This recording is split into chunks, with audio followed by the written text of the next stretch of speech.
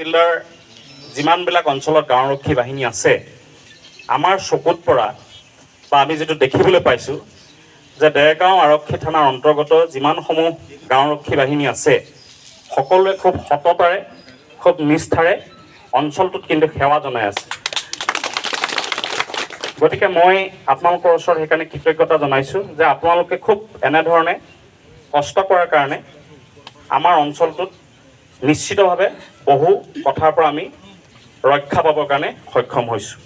গতিকে আপোনালোকৰ এই যি সামাজিক দায়বদ্ধতা যে আপোনালোকৰ সেৱাৰ যেটো মনোভাৱ এই সেৱাৰ মনোভাৱটো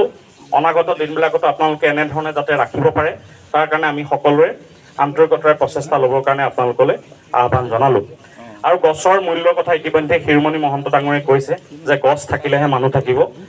এই গছ দুজোপা আছে ইয়াৰ তলতে আমাৰ মিটিংখন হৈছে গতিকে এই গছ দুজোপা থকাৰ কাৰণে আমি ইয়াৰ তলতে মিটিংখন কৰিব পাৰিছো গতিকে ইয়াতকে আৰু ডাঙৰ উদাহৰণ একো হ'ব নোৱাৰে গতিকে আপোনালোকে গাঁওৰক্ষী বাহিনীয়ে এই ইয়াত আপোনালোকে সিভিল হস্পিটালত আপোনালোকে যেনেধৰণে বৃক্ষৰোপণ কাৰ্যসূচী লৈছে সঁচাকৈ আপোনালোকক শলাগ জনাইছো আৰু এই গছকেইজোপা আমি চেষ্টা কৰিব লাগিব বিশেষকৈ চাহাবুদ্দিন আহমেদ ডাঙৰীয়াকে প্ৰমুখ কৰি আমাৰ এই অঞ্চলৰ কেইবাজনো যুৱকে ইতিমধ্যে এই অনুষ্ঠানটোত মই দেখা পাইছো মুখবিলাক সকলো এই অঞ্চলৰ যুৱক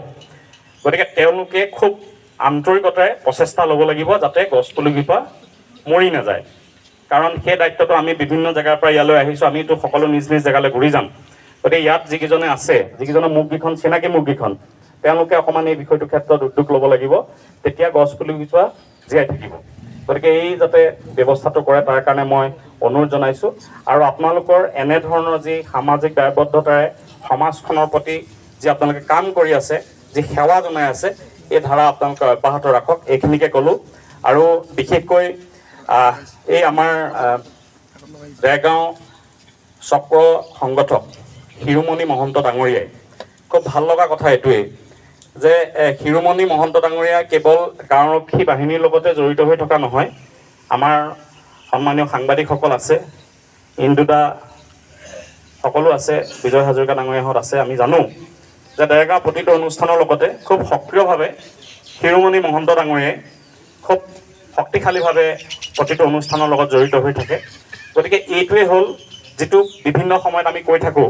যে পুলিচ আৰু জনসাধাৰণৰ মাজত যেটো সুসম্পৰ্ক